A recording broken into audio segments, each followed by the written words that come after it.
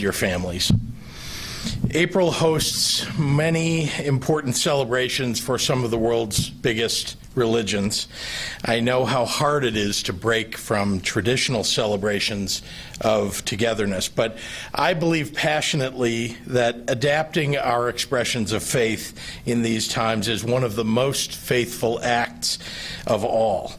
To hold our beliefs steadfast even as we defend ourselves against unprecedented challenges. So let me express my gratitude once again to all of you who are adhering to our stay-at-home order and washing your hands frequently and wearing masks when you go outside. You are saving other people from being sick or having to be hospitalized, and they, by wearing their masks, are saving you. Today's conversation will be a modified version of our normal update. The virus doesn't take a day off, and it's important for all of you to have the facts.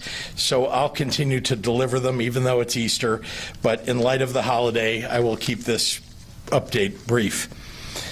To start with, I want to thank Tim Cook and Apple. His team and he delivered 100,000 N95 masks this weekend to support our healthcare workers and our first responders here in Illinois.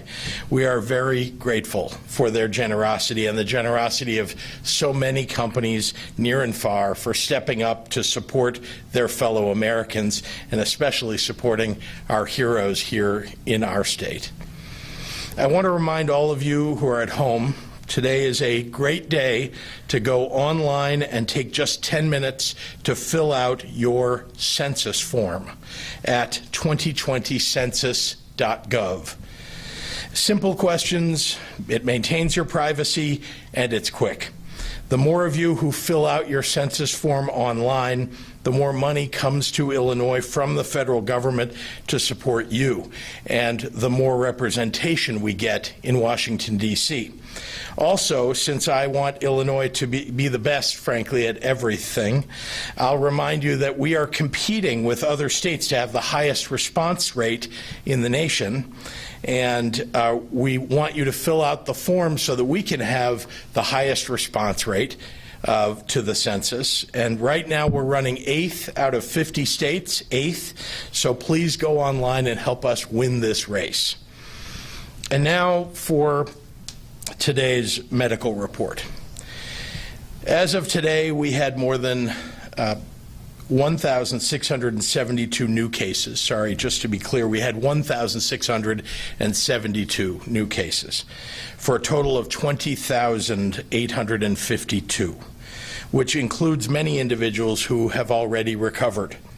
We now have known cases in 86 of our 102 counties. And I am deeply saddened to report to all of you that 43 lives lost in the last 24 hours for a total of 720 fatalities in Illinois since the beginning of this pandemic. May their memories be for a blessing. I do want to point out on this Easter Sunday something of a blessing in the numbers that I've reported today. First, the number of tests completed for today has reached its highest number ever at 7,956 for the last 24 hours. That's almost halfway between the 6,000 that we've been averaging lately and the 10,000 that I have set for our next goal. That is great news on the testing front. I've spoken before about a stabilizing or a bending of the curve, and today is one more piece of evidence that it may indeed be happening. The percent of those tested that came up positive is almost exactly the same as it has been for the last 2 weeks. And the death toll today is lower than it has been in 6 days. I pray as we move forward that these trends continue, and if they do, it will be because of all of you adhering to our stay-at-home order. Doctors and experts confirm the fact that Illinois, having been the second state to announce a stay-at-home order, now seems to be reaching a peaking term, and our hopes have been coming to fruition. But they also say that we need to stay the course to make sure that we're keeping the progress going that we've already made. So to all of you on this Easter, stay healthy and stay home. Please be safe, everyone. Happy Easter to you. Dr. Ezike and I will be back here on Monday with some additional guests and some major updates. I want to thank you again for tuning in today, and I'd be happy to take any questions from members of the media. We have some in the room and maybe some online. Hi, Governor. Sir. Will Jones from ABC 7 here in Chicago. My first question, could you put into perspective the new numbers today compared to yesterday, and where are we in this fight in terms of how close are we to this peak? Are we on a downward tide, or we're going up still? You know, as you know, you don't really know until you start going down, you know, whether you've peaked. And what I look for is a leveling, because the numbers had been going up exponentially, and then they were going up arithmetically. And you'll see this number today is higher than other numbers. It may be our highest number yet, but we also tested more than ever before, and that's how you end up with a higher number. You know, if we tested everybody, you would see the number spike significantly. So, so I'm pleased, though, because the percentage of those who were tested is about the same as in previous days, and it tells us that there isn't a larger percentage of people that are catching COVID-19. And it gives us a sense when you look at the hospitalization, we'll talk about this later in the week, but hospitalizations, ICU beds, ventilators, and deaths, which is a number that we do report every day, you'll see a kind of a leveling over the last 6 days. Indeed, this is a lower number than all of those days. So I'm, you know, optimistic, I guess, or I'm at least cautiously optimistic is a better way to say that, we'll see numbers like this going forward, again, bouncing around, but not going up and up the way we saw them before. 2 more questions. Have you started to think about with your team, what is it going to look like when the state is going to open back up? Yes, you know, frankly, weeks ago, I began conversations with people to understand how would we do that. It's a question of how and when. Now, the when will be, frankly, determined by when that curve starts to turn down and we see significant drop-off in these numbers. And then we have to ask the question, okay, well, after that happens, you still will only have had a certain percentage, a relatively low percentage, in my opinion, maybe less than 20% of the public will have been exposed to COVID-19, will have had it and recovered from it. So you wouldn't have herd immunity at that point. So the question is, how do you operate society when we've begun to bring down the level of infection and make sure that people are able to begin to go back to work in various industries? So I'm talking to industry leaders about that. I'm talking to economists about that. I'm also, very importantly, listening to the scientists and the doctors to make sure that we do this right, because what we don't want, the last thing we want, is to begin to open things up and then have a big spike in infections and, you know, unfortunately, all the spikes that come with that, including a spike in deaths. So we want to make sure we're not doing that while we're also looking at how we can get people back to work. And my final question, this is somewhat of a personal question. This is a time of reflection for many. What has this crisis taught you about yourself and your leadership style? Well, I mean, it's taught me a few things. I'm not sure it's so much about me, but I have terrific people who work for our government that I've brought on in the governor's office and in the agencies, across the agencies, and I'm very, very proud of them. I have a philosophy about who you want around you in, you know, when you're running anything. And it's a philosophy that says that, you know, you want people who are carry with them the values of honesty, integrity, loyalty, and respect. And if you have people around you who can't fulfill those, they're not worthy of being in your team. Now, most importantly, you want A players who also meet all those criteria. And so, you know, when I did that, when I came into government and I hired people that met all of those criteria, There were people who criticized me because I didn't hire enough of the kind of the political types, the usual folks who come in and out of government when the parties change hands. And instead, I was just looking for very high quality people who could do the job extremely well. And I think now, in this moment, when we have this enormous crisis upon us, and there's so many things that we need to do to serve people across the state, now is when you begin to see the quality that we have across our government. And so I'm proud of that. I'm not sure that's something I learned about myself, but I wanted everybody to know that the whatever work I'm doing that is helpful to the people of Illinois is really because we have terrific people in government doing the job. So thank you for the question, Will. This question is from Marianne at NBC. The Chicago Board of Elections sent out a letter today warning some people who voted at a local precinct that they might have come into contact with someone who had COVID. Was holding the primary during this crisis a good idea? Well, let me begin by making sure everybody understands that the governor of Illinois, whoever that may be, and now it's me, does not have the constitutional power to shut down an election. So that's number one. Number two, we relied upon the local election authorities and then backed them up in this effort that they would have hand sanitizer, PPE, and all the things that would protect the people who are working in those facilities where people are voting. If there were electronic screens that people were touching, that those were being wiped down. And lastly, as you know, for the several weeks before the election, we were promoting heavily voting by mail.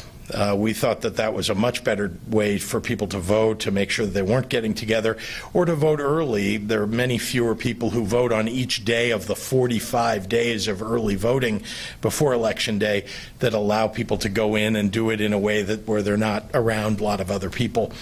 As far as I'm concerned, when we look at the general election, we ought to be looking at allowing everybody in the state to vote by mail and making it easier for people to do that so that we have fewer people that would want to show up on Election Day at a particular precinct. John O'Connor at the AP asks, you and Dr. Ezike routinely walk in wearing masks, then take them off to speak, the optimal time to project droplets on the lectern or others. Why wouldn't people think the message is wear a mask until you speak to someone? Well, I'd say, first of all, we're very careful. When I come down to this room, I'm wearing a mask the entire time. When I leave my home and come to work, I wear a mask the entire time in the event that I would come in contact with others.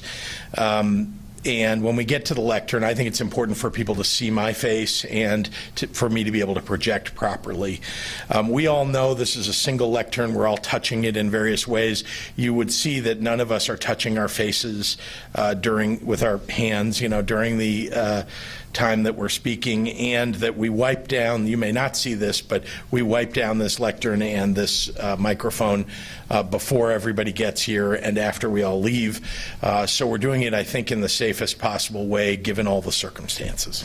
Shia from Politico asks, the New York Times has documented now that early warnings of COVID-19 were ignored by the White House. States are having to pick up the slack now, but what should Congress do to make sure that doesn't happen again?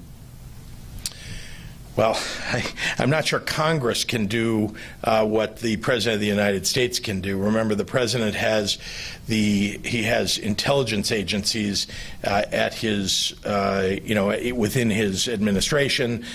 He also, and they predicted this and gave this information to the President.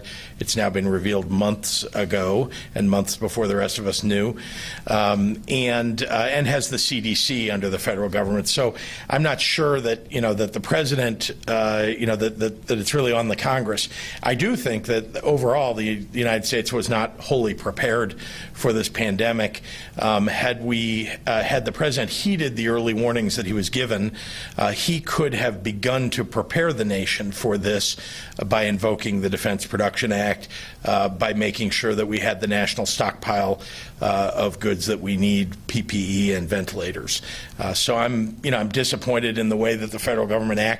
I hope that we all would have learned the lesson that more needs to be done on the national level to prepare, and certainly all of us are now going to be readily aware that if the national government falls down again, in a pandemic that we're going to have to make sure that the states have to pick up the slack. I don't think that that's the way that the Federal Emergency Management Agency was intended to operate, or that the federal government was intended to operate, but at least under this president, that is how it's operating, unfortunately.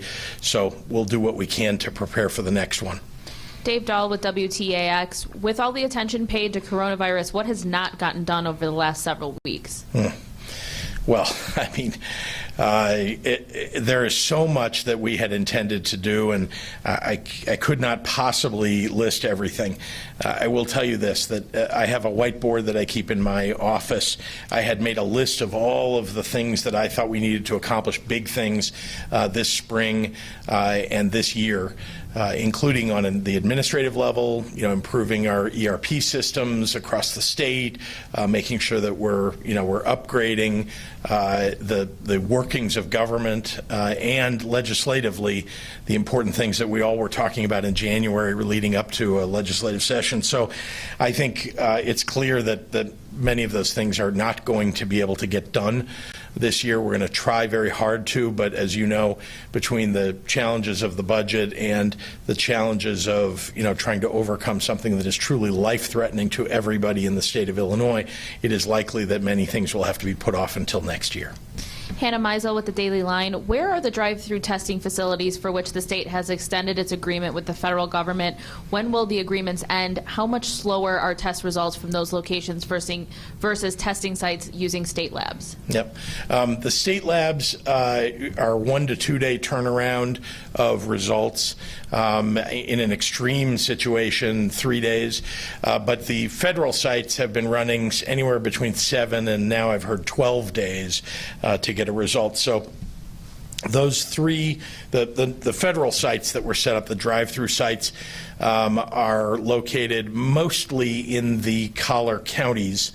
I can get you the exact addresses of each one of those, but suffice to say that they're not located in the city of Chicago, and they're instead outside. We've got one, I think, in southern Illinois, but we need many more testing facilities. We need many more tests to be done.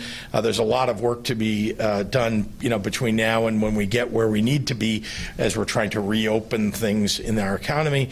And then lastly, we need to make sure that the turnaround time on those tests is much, much faster than it's not the federal government doing those tests. They're sending it to private commercial labs, which are just overrun. We have 320 some million people in the United States, and we obviously can't test everybody. There's only been less than 2 million tests done total in the entire country at this point. And here in Illinois, as you may see on the the numbers that we're presenting, we exceeded 100,000 as of today. The number of COVID-related deaths at U.S. nursing homes has now surpassed 2,600. Is the state planning any specific measures to stop the spread at Illinois long-term care facilities? That's from Jim Haggerty at Rock River Times. Yep, Jim, we've been working hard across the state from the very, very beginning to not only set standards for our own long-term care facilities that the state runs, including our veterans homes, but also for the privately run nursing homes to set protocols for them, make sure they've got the proper amount of PPE, and that they're following the kind of the rule book that we set up for them. It is very difficult in these congregate settings for there not to be some spread that's occurred, but I want you to know that very early on, I don't know the exact date, but about middle of March, we, indeed, I think earlier than that, we shut down having visitors come into these facilities. We made sure that we were checking people on a medical basis who work at the facilities every day before their shift, and doing everything that we could to keep the virus from getting into a facility. And then if it showed up in a facility, first of all, getting the right medical attention for people if they should need it, outside medical attention. And then if anybody has it inside a facility, to separate them from people who don't have it. So that's been going on for some time now. What are we in? Almost the middle of April, and that was about the middle of March, which was very shortly after we all became acutely aware of what we needed to do as a state. This is from Rich Miller at Capital Facts. What is your opinion of the new rules issued by the U.S. Department of Labor for 1099 workers? You're talking about the unemployment insurance for them. Look, I wish that they had a system that would allow each of the states to immediately stand up an unemployment benefit process for independent contractors, but they didn't do that, and so each state is now struggling to put something up that will work for those independent contractors. We're doing the same while simultaneously dealing with the hundreds of thousands of new unemployment claims coming in under the regular system, which was not built for what it is today, where we're doing multiples and multiples of unemployment applications than we ever have done before. Even now, as we've built up the system and it's doing much better. I wish the federal government had given us a system that we all could use in common, but that didn't happen. This is from Greg Bishop at the Center Square. What steps are you taking to plot out allowing non-essential businesses to reopen? That's akin to a question I got earlier, and I'll just say that I've been talking to business leaders, industry leaders, association leaders to try to figure out, for example, in various manufacturing businesses, how do you get your manufacturing process to a point where people can be socially distant from one another when maybe they weren't doing that before? And I think that's going to be industry by industry, maybe even company by company, something that needs to be worked on. So this is going to be a little bit complex. Can't just open everything up and say, do what you like, because we'll have a big infection rate hike in the state, and we want to make sure that we're doing the best we can. We're making real progress. I think this is a moment when everybody should be hopeful that that progress is going to lead to a downturn in the number of new infections per day, which leads to a bunch of other very positive outcomes. We'll do one more question in the room, and that'll be the last one. Will? I have a question from a reporter at WGN. He wants to follow up on the election question about how are you going to be able to ramp up mail-in voting to a level that everyone in the state could participate if they wanted to? Well, we have the ability to do it. Remember that everybody has the right now to make an application. I think many people don't know that. And I think we should make it even easier. Many other states have just made it mandatory that every voter gets an application to get a mail-in ballot. And so that's one way to do it. Another way to do it certainly would be to make it better known, to have PSAs, for example, to encourage people not to go in person and instead to use a mail ballot. But other states have done this. We would not be the first, and we could follow the lead of those states in order to get a situation where we're keeping people safe when they want to go vote, but shouldn't be leaving their home. All right. Thank you, everyone. Yep, thank you. Happy Easter, everybody.